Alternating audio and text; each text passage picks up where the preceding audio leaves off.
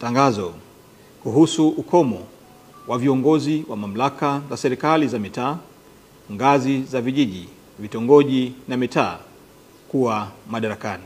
Kwa kuwa kanuni ya 21 ya tangazo la serikali namba 572 ya tarehe 12 Julai 2024 na kanuni ya 22 ya tangazo la serikali namba 571, 573 na 574 ya tarehe 12 mwezi Julai mwaka 2024 zinatoa ukomo wa kuwa madarakani kwa mwenyekiti wa kijiji, wajumbe wa halmashauri ya kijiji, mwenyekiti wa kitongoji, mwenyekiti wa mtaa na wajumbe wa kamati ya mtaa katika mamlaka za wilaya, miji na mamlaka za miji midogo siku 7 kabla ya siku ya kuchukua fomu za kugombea uongozi, ili kuweka mazingira yatakayowezesha uchaguzi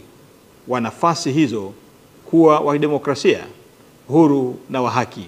Hivyo basi, kwa kuzingatia matakwa ya sheria ya serikali za mitaa sura namba 287 na sura namba 288 na kanuni za uchaguzi wa serikali za mitaa ya mwaka 2024, na kwa kuzingatia marekebisho yaliyofanyika katika ratiba ya matukio ya uchaguzi wa serikali za mitaa na kutangazwa tarehe 15 mwezi Oktoba 2024, ambayo yameainisha kuwa fomu za kugombea nafasi za uongozi zitaanza kutolewa tarehe 26 mwezi wa 10 mwaka 2024 hadi tarehe 1 mwezi wa 11 mwaka 2024.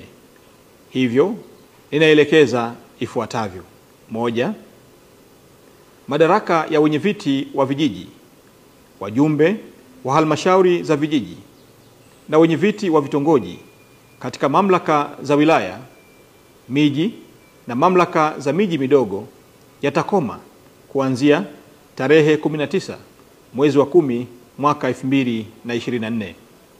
Nafasi za viongozi hawa zitajazwa kufuatia uchaguzi utakaofanyika tarehe 27 mwezi wa 11 mwaka 2024.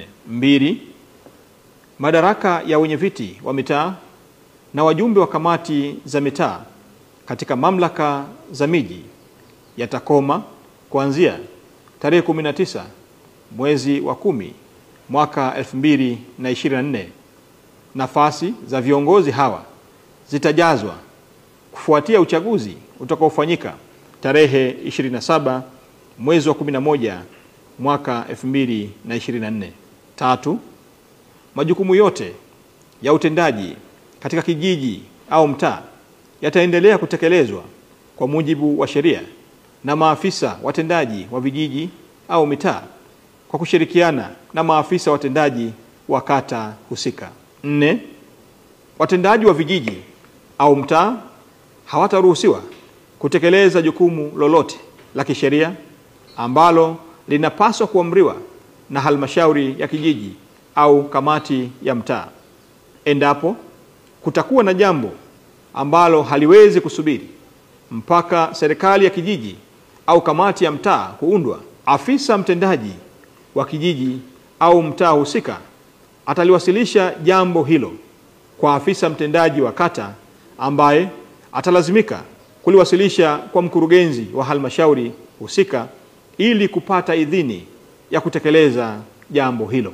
Mwisho, nitoe rai kwa wenyeviti wa vijiji, wenyeviti wa vitongoji pamoja na wenyeviti wa mitaa kuhakikisha kuwa ofisi pamoja na nyaraka mbalimbali muhimu zinakabidhiwa kwa watendaji wa vijiji pamoja na watendaji wa mitaa ifikapo tarehe 19 mwezi wa 10 mwaka 2024.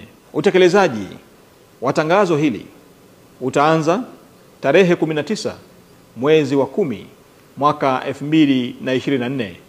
Asanteni kwa kunisikiliza.